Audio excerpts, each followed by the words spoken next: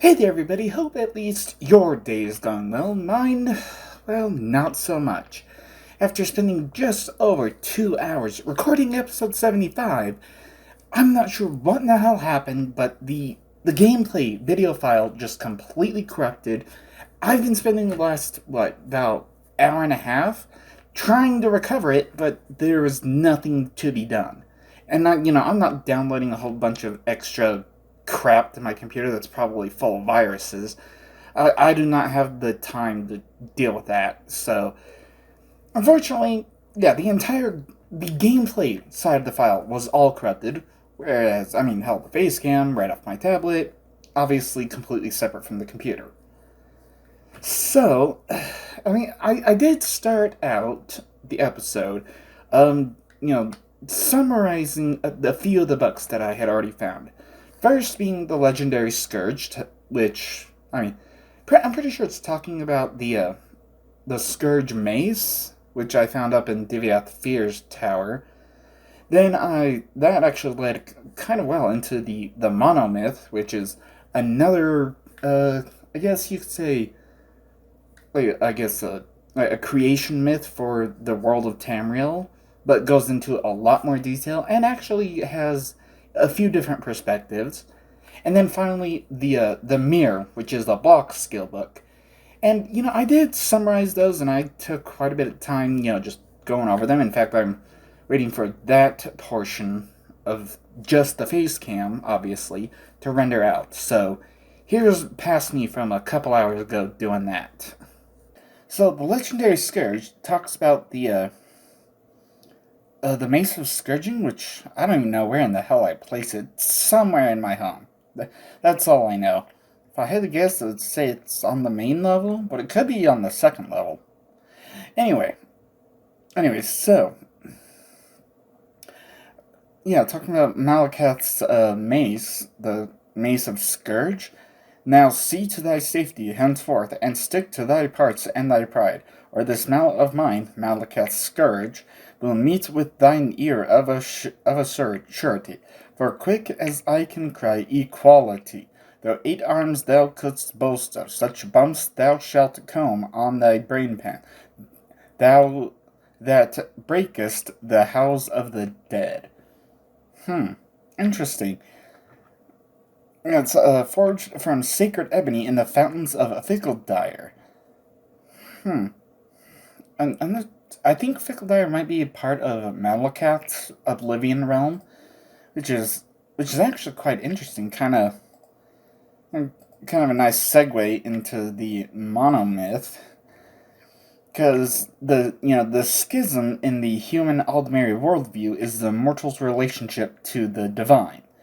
Whereas humans take the humble path, they are created by the immortal forces, but the Aldmer, which, when talking about Aldmer, and not with a D instead of a T, talks about all elves, not just the high elves, the Altmer.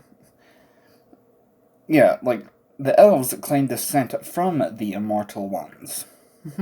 Interesting. And like most Tamrielic religions begin more or less the same, with Anu and his his twin, and they go by, a few different names. Anu Padame, or Anu El Sithis, or Ak-El, Satak Ak-El, is or is not. And, like Anuel, or whatever the hell people want to call him, is the everlasting ineffable light, where Sithis is the force of corruption. And hell, in most cultures, Anuel is honored for his part of the creation of the world. But Sithis is held a little higher because, well, he's the one who creates the reaction. That kind of thing. And, Anuel can also be preserved as order, whereas Sithis is chaos. That's a neat take on it. Yeah. And even, like through different religions, saying, like, calling them different names or whatever, they do still, have the same kind of archetypes. Same with the dragon god and the missing god. whereas the dragon god is like related to time, sometimes called Akatosh. And Akatosh was essentially the first god who started the flow of time, so that way everything else could come into being. And whereas the missing god is more of the more referred to the mortal plane. And the missing refers to either his palpable absence from the pantheon, or the removal of his divine spark by the other immortals. And he's often called Lorcan, although some different cultures have a different name for him. But at this point, like in the creation story for Tamriel, the mortal plane does not exist yet. Yeah, and some are, some people are like kind of attached to the light. Some others are, more to the darkness. Then again, there is no concept of darkness without the concept of light, and there's no concept of light without the darkness. Which, it's kind of like a catch-22, or a bootstrap paradox. Like, okay, which actually happens first? Like, how can you have one without the other? But anyway, so, as time begins, it becomes easier for some spirits to realize themselves as beings with a past and a future, such as Mephala, Arche, Ymir, Magnus, Rupda, and so on and so forth. There's so many different deities that it's damn near impossible to keep track unless you're like dedicated to one and only one. Yeah, so apparently the myth of Arubus was explained to Ural the Fifth, the great warrior king who fought against the Akaviri. Yeah, and it definitely avoids any of the darker parts against the Lorcan concept, which was still held in esteem by the Cyrodiils as Shazar, the missing sibling of the divines. And apparently there's, a nice little summary. Yeah, and apparently, like, from the Cedrics of Artaeum, they said, Arbus lived for a long time and have complex narrative lives, creating the patterns of myth. The first of which was Akatosh the Divine Dragon, whose formation made it easier for other spirits to structure themselves. So essentially the same thing, Akatosh was the first divine and gave way for other spirits to, gain self-awareness, so to speak. Yeah, and apparently Lorcan is the being, he apparently is the reason that the mortal plane exists at all. And, the magical beings created the races of mortal artists in their own image, either consciously as artists and craftsmen, or as the fecund, rotting matter out of which the mortals sprung forth. So, like, they just, like, took a dump somewhere and outsprung some mortals. Well, then again, they're gods, so who knows what their deuce looks like. Yeah, but apparently, like, these gods, or these spirits, I should say, because they're not really gods, because they don't have anyone to worship them. They, like, detach themselves or they cut off pieces of themselves to create the mortal races in their own image. And as they do that, they eventually die, and through their deaths, these magical beings separated themselves in nature from the other magical beings of the unnatural realms. And then, of course, at this time, the Daedra were created, and then, closer to the void of Padme. And this is, this would be the dawn of the mythic era, like when, like the different Daedra gods were, essentially ruling Tamriel with very, very few mortals around. Yeah, and it's perceived either as a joyous second creation, because, like with Akatosh, bringing existence into reality, being the first creation, and then when the Daedra were, essentially just ruling over Tamriel, being the second creation, but, the elves see it as a painful fracturing from the divine. Essentially, I forget the name of one of the other books, but, the elves kind of. I guess it's like the elves see, like, the mortal realm as being disconnected from the spirit plane, whereas the human races see it as, oh, hey, this plane is just preparing us for whatever's next. Yeah, and apparently, as Lorcan or Doom Drum, I guess that would be like a translation of Lorcan Doom Drum. Convinced the original spirits to bring about the creation of the mortal plane, which kind of upsets the status quo. But hell, without that, I guess the mortal plane wouldn't exist. But then there are a few uh, well, interpretations of these events, because apparently Lorcan was sometimes involuntarily separated from his divine center. I guess sometimes he willingly went and sometimes he just didn't. But then there's, interpretations of exactly what happened are a little different, because there was a Satak, the first serpent, who, had just an insatiable hunger, just could not find anything enough to eat. So he started eating himself.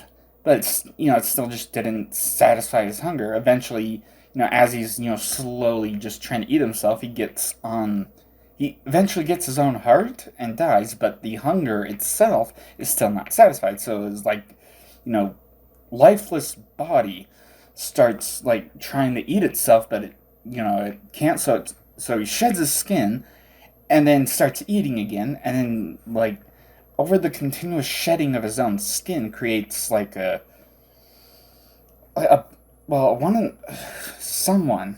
who was it? Let me find this.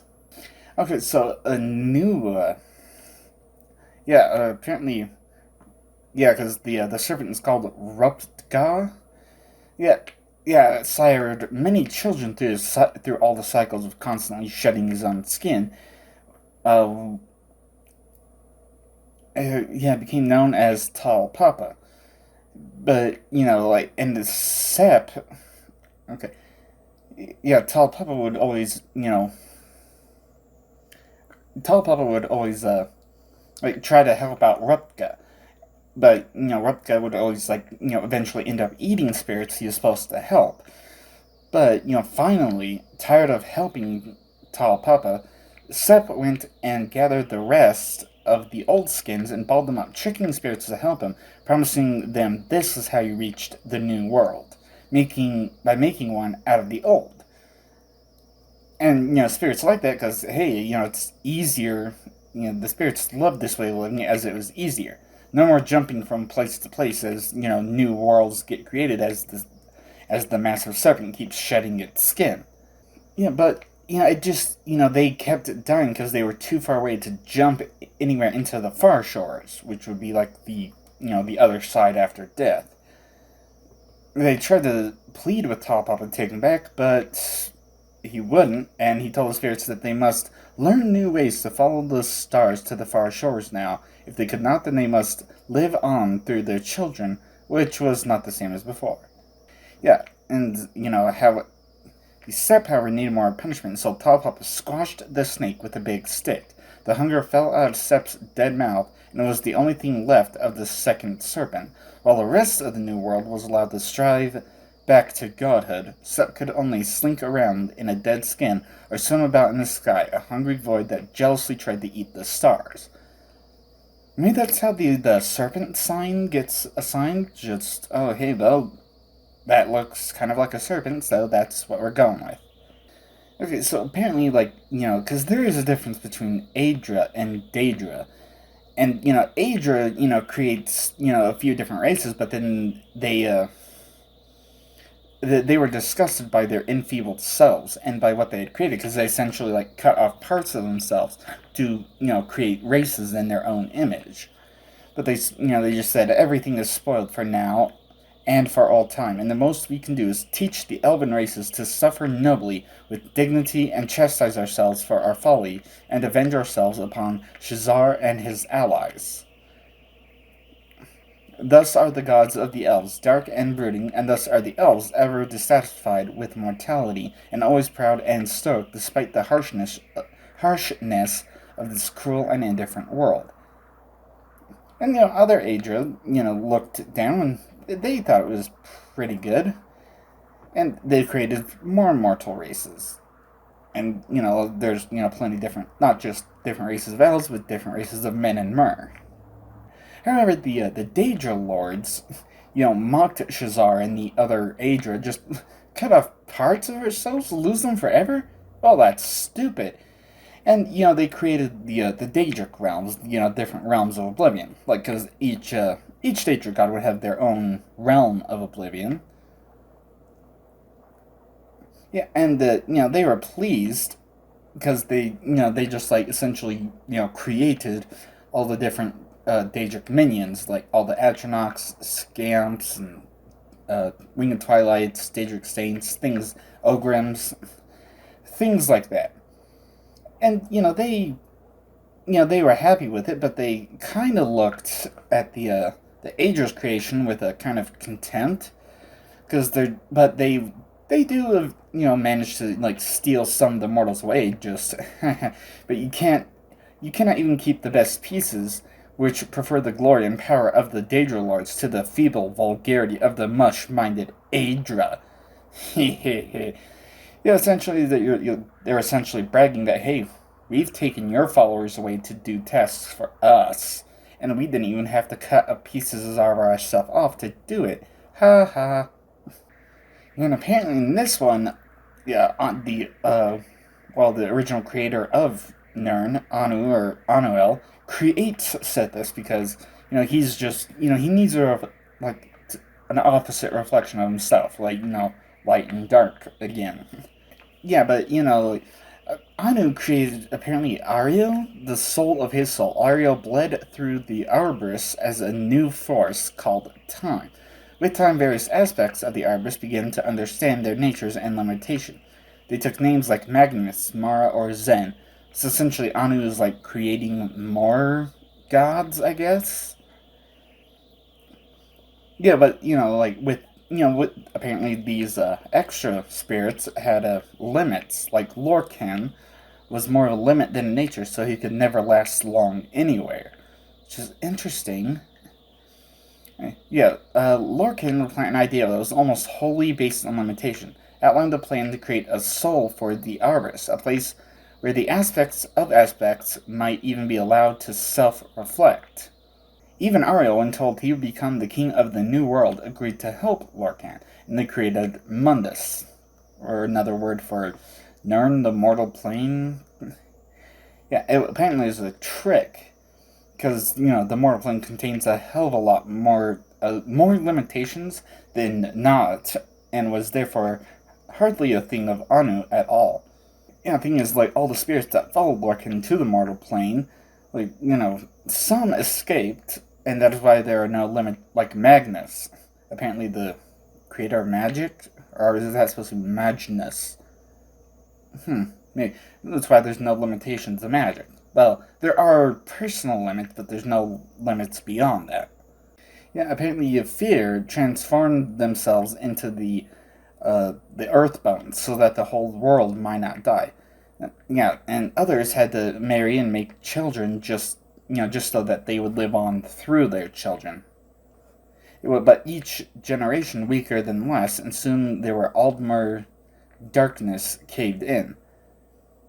And Lorcan made armies of the weakest souls and named them men, and they brought Sithis destruction into every corner of the world. Ariel wanted to go back, but already filled their place with something else. But, granted Ariel his bow and shield, so that he might save the Aldmer from the hordes of men. Some had already fallen, like the Chimer, who, became Dunmer, and others, like the Bosmer, had soiled at time's line by taking mannish wives. Okie dokie. Yeah, but as Lorcan is chasing Ariel down the way, Ariel finally manages to try to take down Lorcan, he does it. Yeah, but then, Trinamac and Ariel tried to destroy the heart of Lorcan, but it laughed at them. And the heart itself said, "This heart is the heart of the world, for one was made to satisfy the other." So Ariel fastened the thing to an arrow, let it fly long into the sea, where no aspect of the new world may ever find it. Neat. Very, very, very neat to delve into the lore. In the mirror, a block skill book. Yeah, and it's, what was his name? Okay, Mendothrax. Mendothrax is like the best, the best fighter for the army for Chief Imbiat at the Battle of Einkoller. And, it doesn't really go into details, like they try to make peace, but then they can't for some stupid reason. So they end up fighting. And Mendothrax though he had occasionally been on the losing side of a war, never once in all his 34 years had he lost in, hand-to-hand combat. And not just, hand-to-hand, also with, different weapons. As the two armies, they come in, they start clashing, and the battle lasts all day. And both armies agree to, peacefully head back and, head back to their own camps and meet again the next day. Yeah, after 10 hours of fighting with no ground given, both commanders called a mutual and honorable withdrawal from the field. And, Mendothrax, wandering through the battle camp, just, starts thinking about his childhood, and he never saw his mother happy. Yeah, she was always looking down at her son with both pride and an unspoken sorrow, but he never could figure out why. Yeah, and then, he ends up being next to a couple of wounded soldiers. And then, he just, the soldiers are just, "Hey, how did you never get hurt?" And they're just, "Hey, what is your secret?" And he says, "Well, yeah, think of melee as a mirror. I look to my opponent's left arm when I'm striking with my right. If he is prepared to block my blow, I blow not. Why exert undue force?" Hey, fair enough. Yeah, and if I see his right arm tense, the left arm goes to the shield, because it takes twice as much power to send force than it does to deflect it. And, as you're battling, you can, block and block and block and block, and then once the opponent is tired, they make one simple misstep. Then you can, reach in and strike. Apparently he fought a man once for an hour's time. Yeah, and all Mendothrax could do was constantly block and block and block, but finally took a moment too long. Raising his cudgel, I found my mark in his chest. He struck my shield 1,000 times, and I struck his heart but once. But that was enough. Yeah, fair enough. If you can, just be patient enough, keep blocking, and then eventually find an opening, there you go. And, so he was your greatest opponent? Oh, no. Yeah, Mendothrax just, looks at his own reflection in his shield. This is my greatest opponent. The one I could probably never beat. Yeah, and then the next day, the opposing army had, brought in some reinforcements. And yet another day. Yeah, because, in every melee, Mendothrax prevailed. A foe with an axe rained a series of strokes against his shield, but everyone was deflected until at last Mendothrax could best the warrior.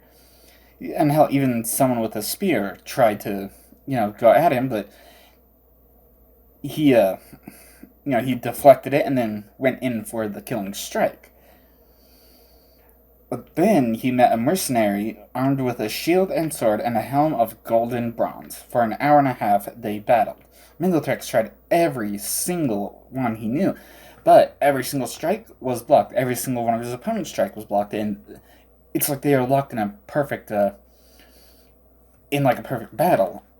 And every now and again someone was someone else from the battlefield, whether from Mandrathrax's side or the other side, would step in and try to do something, but they would always be quickly slain, and then these two would get back together. Yeah, and then eventually, well, the first one to miss a step was actually Mandrathrax. Yeah, and then the mercenary's blade rip across him from throat to chest.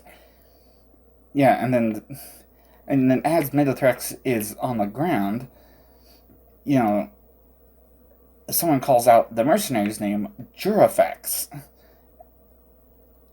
Yeah, Mandrathrax saw that, this person looked just like him. And then the story switches. Instead of following Mandrathrax, follows Jurafax, who apparently was born as a twin, and he could never find his twin, doesn't know where his twin is, but one of the witches who, could see the spirits knew the truth that the twins had already met. But, she didn't say anything. Too wise to tell all. So, after a long time, the twins meet, but end up killing each other. Oops. Okay, now let's see. Okay, so with all that out of the way, well, unfortunately, all the gameplay is corrupted, and it's not as though I can load back, because, I don't usually create a new save file for every single, start of every single Let's Play. Although maybe I should start doing that just in case. Yeah. I think I'll start doing that, but anyway, so, going through both, the Fighters Guild and the Thieves Guild, getting things done that way.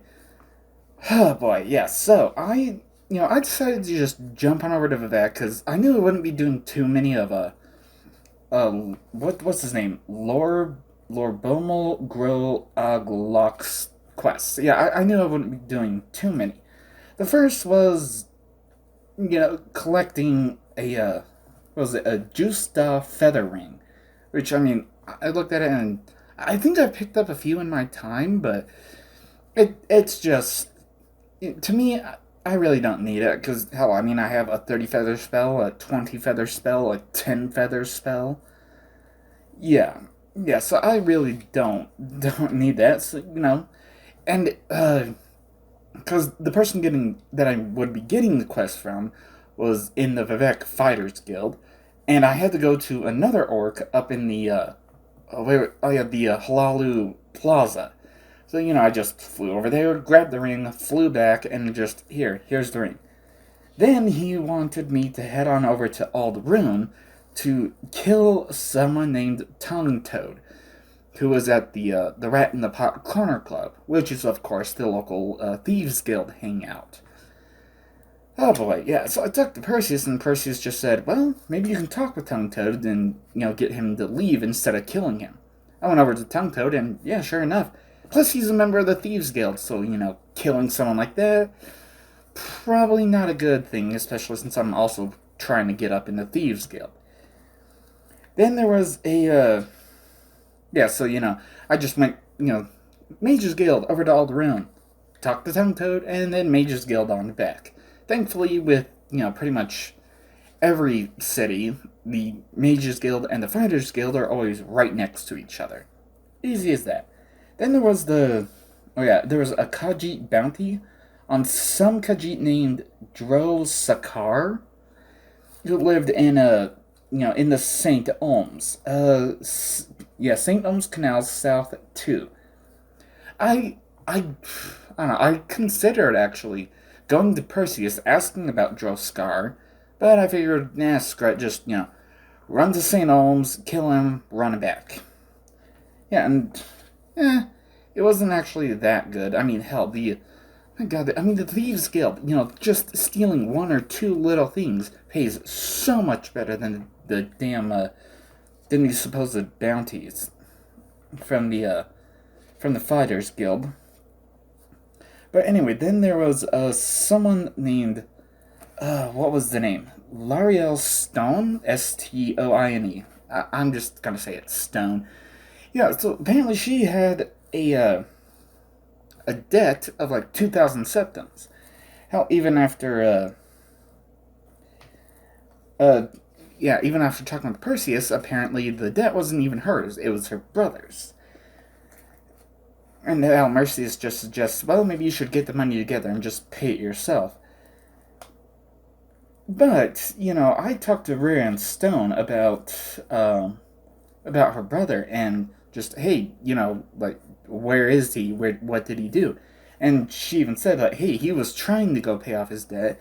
He went off to some cave named, what was it, Malapi, which is actually just like barely off the beaten path from Narmak. So I went in there.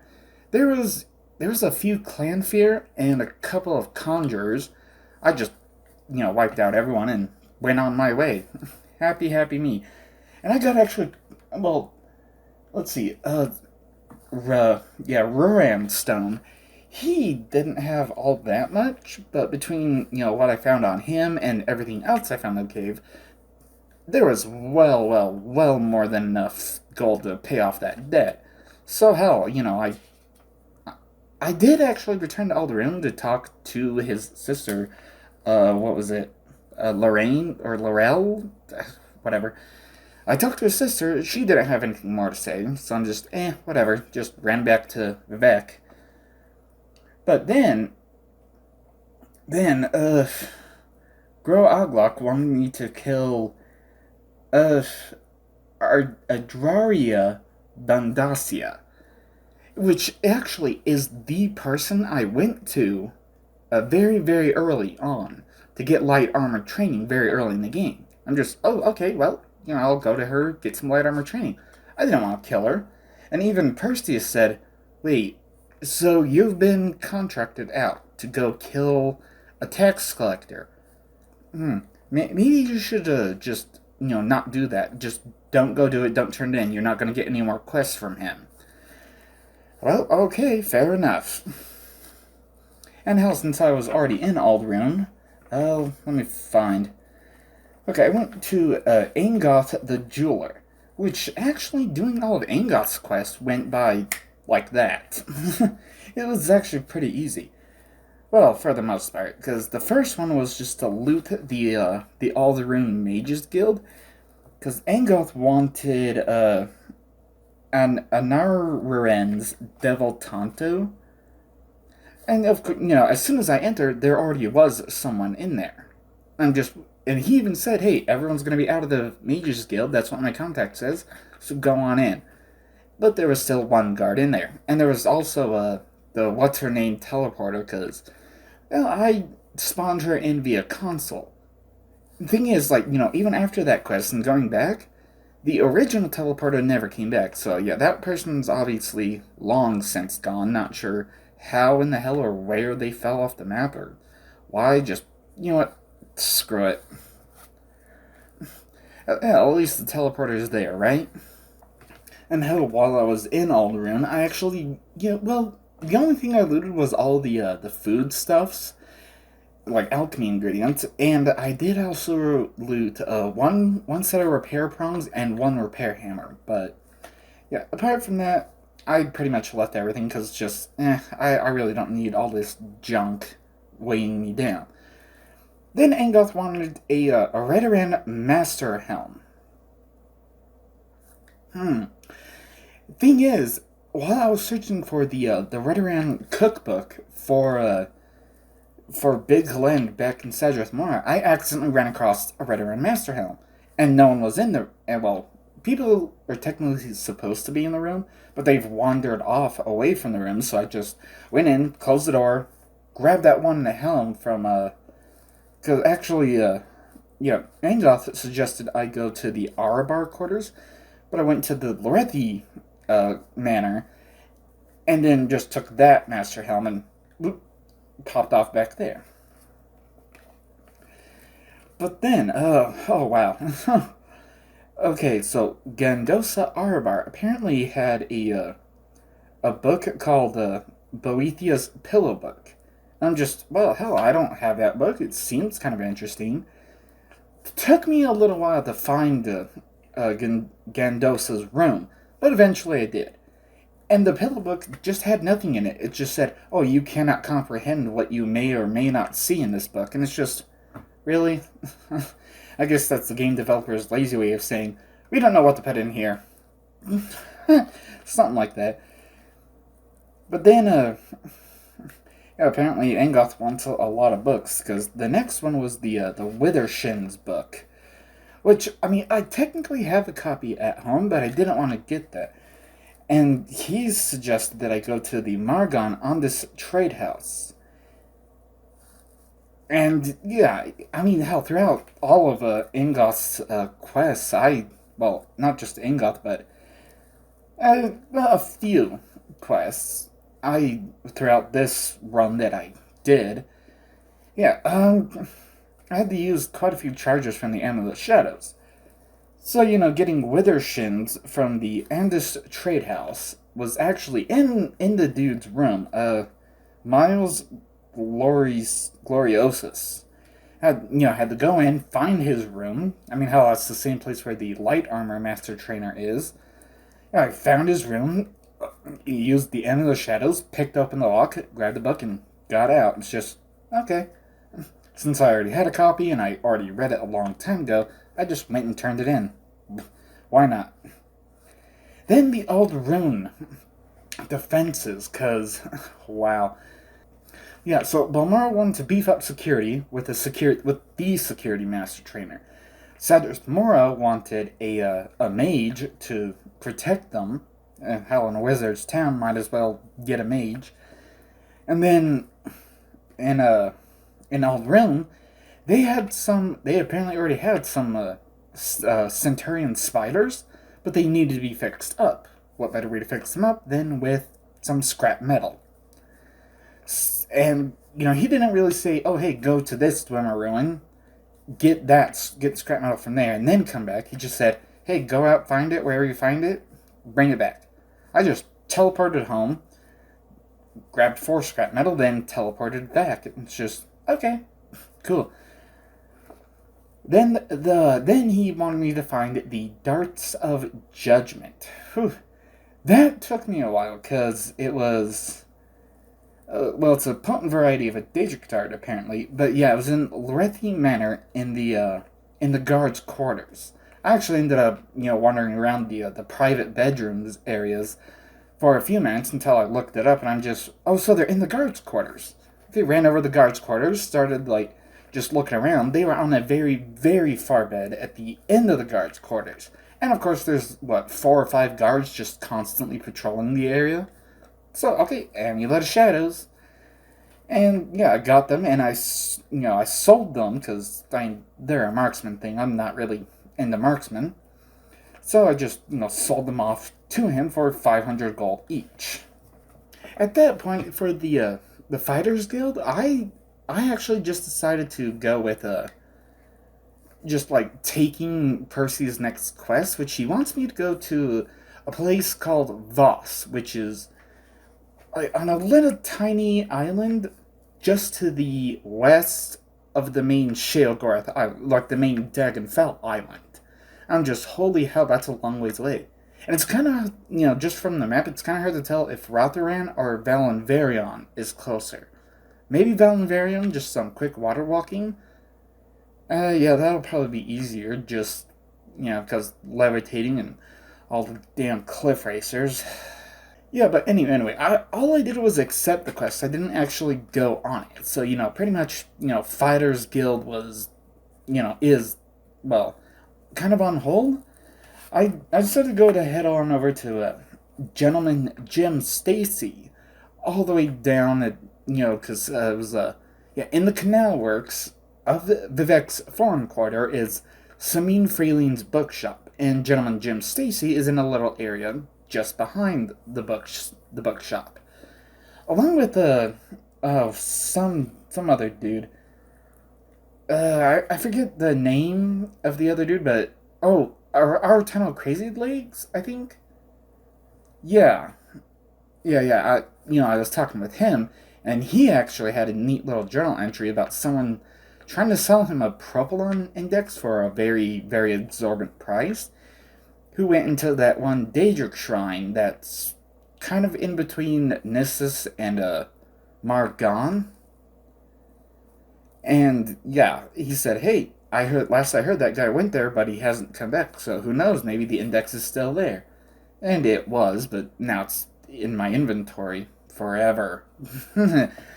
anyway, so yeah, with Jim Stacy, he doesn't have too many quests, like, generally, but, I decided to just go with the Molagmer quests, and that's really what took up most of the time of the 2 hours. I really wish I could have saved it or something, or I don't know what in the hell I did wrong.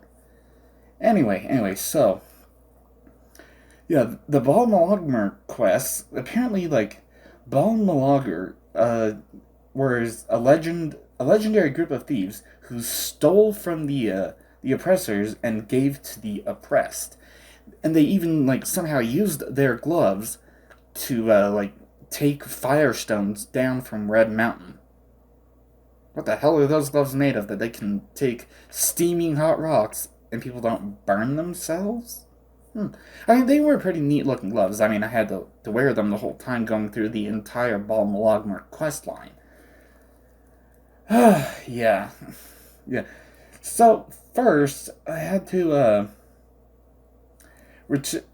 find a Hilairvu locket to Brainus Hilairvu. But I had to retrieve it from somewhere in the guard quarters at Venom Manor.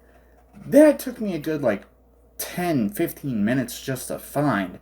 But I did eventually find it, and I'm just, okay, finally, I found it. And, I went outside to... He was actually... Cause, yeah, what was his name? Oh, yeah, Brainus Hilairvu. He lives in a little house next to the temple, but he's not inside. He's, like, just standing outside. So, I found him and just, oh, hey, here you are. Here's your locket back. And he's just, wait, is that my locket? And, I could have said, oh, I stole it, which is actually a response for pretty much any of the Balmalong requests. Oh, I stole it. Or you can say, here, this is given to you in the name of the Balmalogmer. Pretty neat. And yeah, took the amulet to him. And then back to Vivek and back to Stacy. And then apparently, a Yingling half troll is in the throes of corruption, and Gentleman Jim Stacy wants the Balmalogmer to expose him. Okay, fair enough, I guess. I mean, technically I'm in House Halalu and so is Yingling, and he supported me on the council, so wouldn't that be a bad thing to expose his corruption? But who knows? Maybe it's a good thing. Maybe someone else will finally support me. Anyway, so, I had to go to the St. Olms Yingling Manor, and then I had to go down to the basement to find Yingling's ledger. Apparently, he got, like, and there was also a note to Yingling from the temple, from Sarioni of the temple, of all people, who said, hey, if you're restoring the Halalu temple, that is fantastic.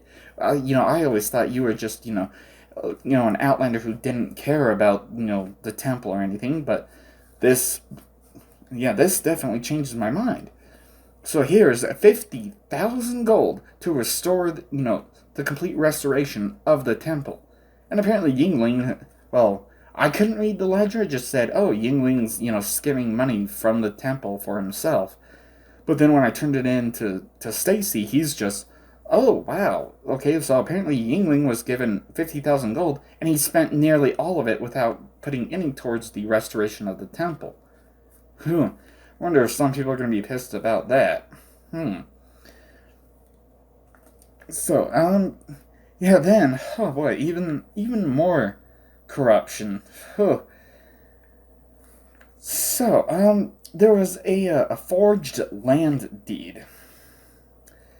Because Councillor Valanda Omani, also part of House Halalu, forged a land deed in order to take Indrel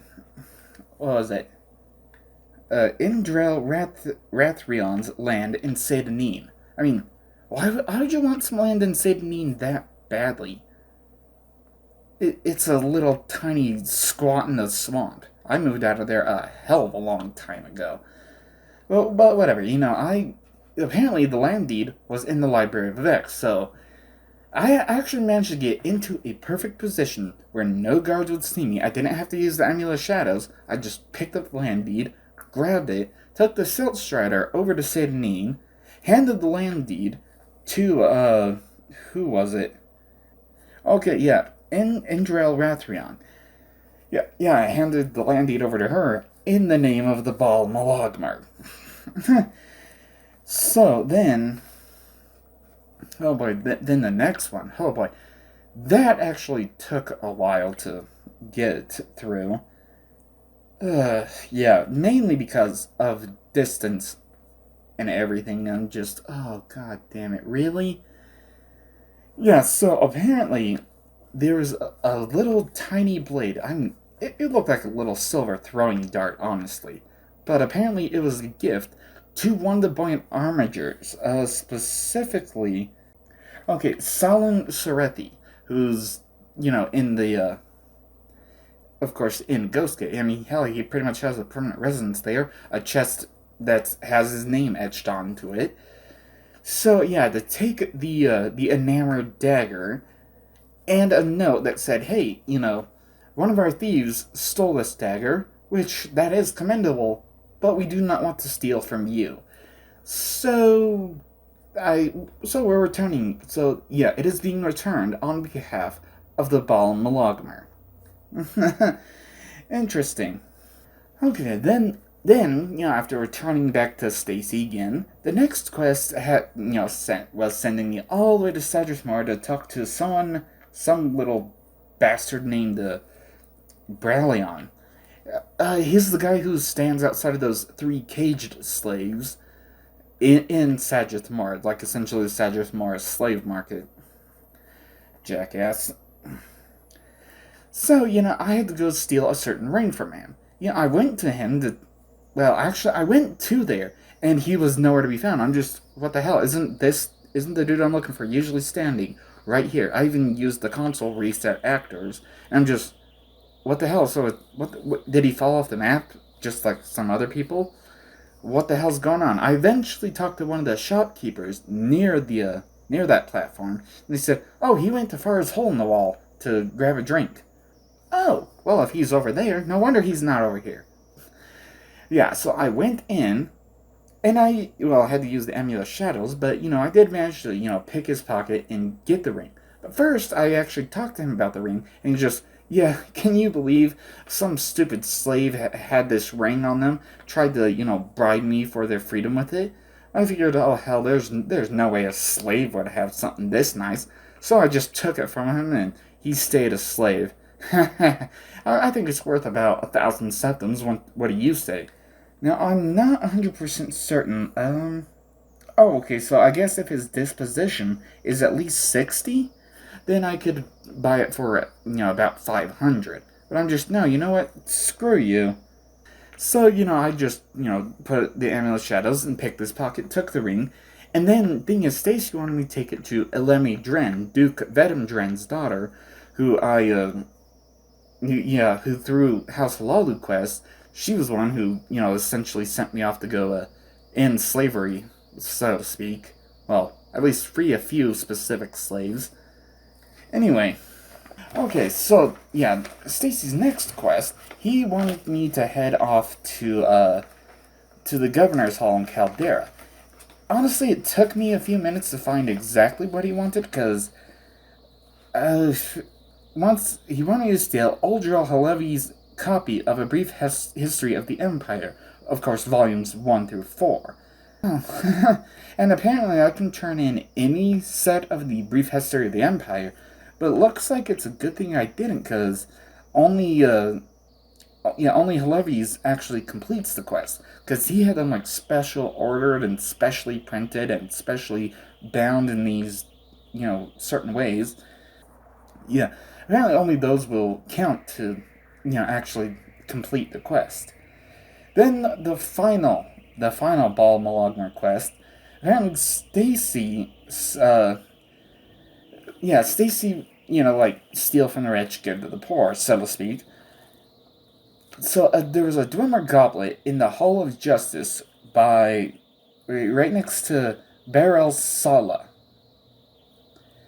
and it took me actually not too long to find him, find his desk, and then all of a sudden see the Dwemer goblet. Okay, cool. Yeah, I saw it, and I'm just okay. There's like two people in here. I need to head outside, close the door, Amulet Shadows, then open the door and grab it. Then I just seated right on out because the person he wanted me to give it to was Danzo Indulis, who's the person that's always just pacing back and forth, right next to the High Fame. And of course, seated just takes me right there. So I'm just here. I give you the Dwemer Goblet in the name of the Ball Molagmer. And that was the last quest from him. At least in regards to the Ball Molagmer. Like I said, unfortunately, I can't reload because I always just overwrite whatever save file and just keep going forward. Yeah, I'm gonna stop doing that now because this is some bull crap. Yeah, so yeah, I'm just going to edit this together, get the book summary on it, and then go from there. And I don't know. Whatever happens is whatever happens. I'll see you there. Thank you all so much for watching. Don't forget to smash that like button, subscribe if you haven't, hit that bell so you can always be notified whenever I upload another video. And as always, have fun. Or at least try to.